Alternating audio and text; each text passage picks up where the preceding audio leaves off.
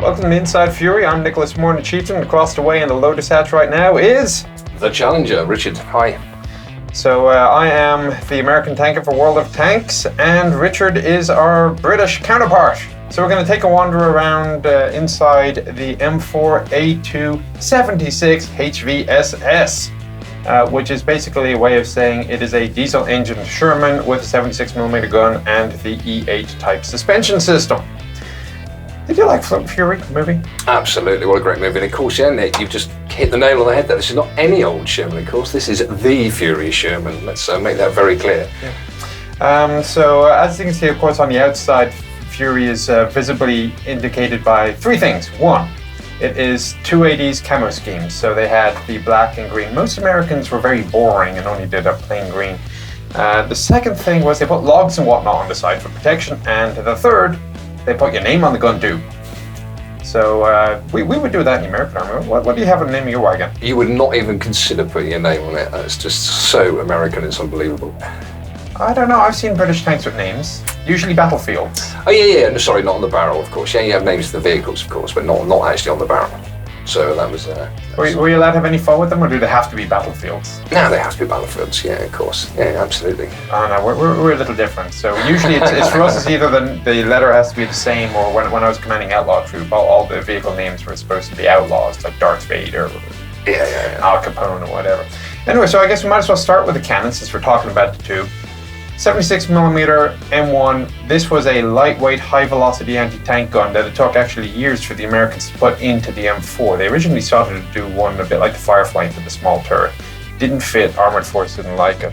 So this was actually very good high-velocity tank gun. Serviced quite easily over on the loader's side. So Richard, where is the ammo? Absolutely, I think you're noticing in there that actually most of the, certainly the ready round ammo racks have been removed. You've got some ammunition obviously down here. Not sure if you can see that from where you are at the moment. But I do note it is in the hull. It is in the hull. Other things to note in here, radio directly behind us, pistol port over there behind Richard. You have a machine gun to the front. Absolutely. Of course, you can also see from down there we've got the driver and also the bow gunner's position, which I believe we're going to have a closer look at later on.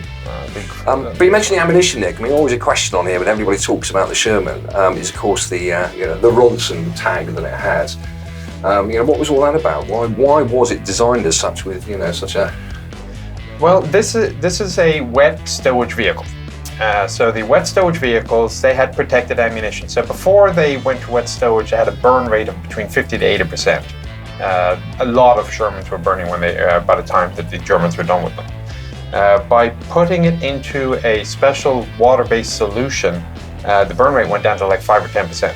I have to say, sort of as a Brit guy, we've always assumed that it is one of these sort of epitomes of tanks. Everybody, even if you've got no interest whatsoever, knows about the Sherman. It is one of those things, but when you consider that, the three main characteristics, so protection, firepower, and mobility, let's face it, the Sherman was not great in any three of those aspects. So why really did it become such an iconic vehicle? Now, I'm going to argue with that. The early Shermans, yes, I will agree with you, had issues with mobility because it had the narrow tracks, and the firepower because of 75 was doing sterling service. I mean, they had no problems facing Tigers and Panthers in Italy. But yes, you had a problem by the time you got to Normandy. And armor, if you think about the effective armor on the front, it's about a ½ inch less than the Tiger 1, which isn't bad. I hasten to add though, of course, where did the Sherman first see active service? Which country was it? We gave them to the Brits. Indeed, it was the British 8th Army, of course, the Second Battle of El Alamein. So, and you very much liked it. Indeed, yeah. And of course it was so widely used throughout numerous amounts of countries. I think pretty much everyone used it. Soviets, one stage or Brazilians, the Brazilians, they were in Italy. Okay, so now we've popped down, myself and Nick. Nick's sitting in the driver's position, and I'm sitting in the bow gunner's position. What's it like up there, Nick? It looks like you've got a lot of room, actually, to be fair. This is actually a very roomy tank to drive. I mean, I've been in a lot of driver's positions, and this is actually very well laid out. One of the things they did, they moved from the M3 medium that it was based on. The M3 driver was sitting astride this massive transmission, kind of like riding it like a horse.